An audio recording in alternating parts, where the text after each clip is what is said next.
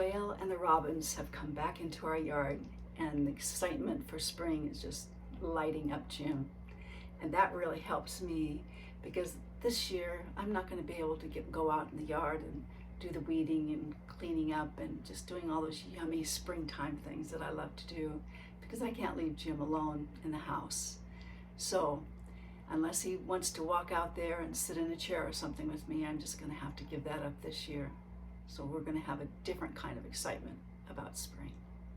Hi, I'm Jeanne, and today's reflection is Night to Day Transition.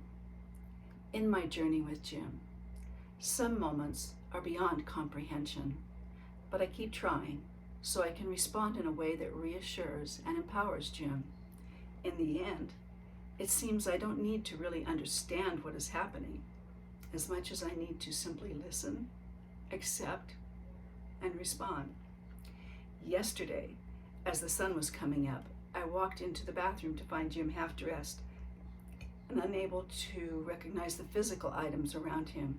It wasn't about naming them. He asked what to do with the toilet, and we worked together to get him seated. When I told him he could now go to the bathroom, he asked where it would go. He was fascinated that it would all go in the water and disappeared when he pushed the handle. In a very Mork from Ork start to the day, we moved through a shower, getting dressed, and settling in the morning news with a cup of coffee. Moving through his usual routine, Jim's cognitive shift faded, and he was back in his realm. I think having a very distinct, consistent routine is his GPS. This morning, I woke up, Jim was calling out hello as the night began to fade. When I got to the living room, he exclaimed, "There you are. I thought I was alone." He seemed more curious than bothered when he asked, "Where were you?" Pointing to my office, I told him I was asleep on the airbed. He looked in that direction and told me that he had been gone. "I wasn't here," he repeated. When I asked if he'd like to take a shower and get dressed now that he was back, he was enthusiastic. Wherever he went, he came back feeling grounded and relaxed. As I look back at the last 2 mornings, I realize I turned off the TV both nights. And I now believe he isn't watching TV for entertainment.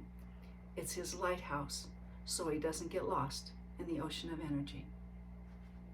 Meanwhile, in my earth-dwelling world, usually Jim wants to stay home when I make a quick run to Walmart, and I'm glad, because taking him feels like being blindfolded and spun around like a game of pin the tail on the donkey.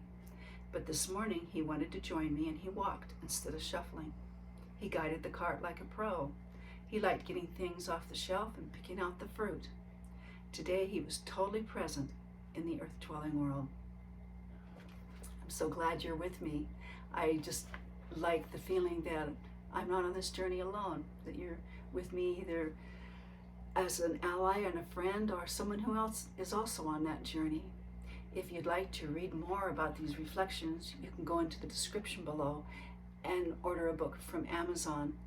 Or you could go down there and make a comment for me. I would just love that. Just tell me what's happening in your world. That would fill my heart.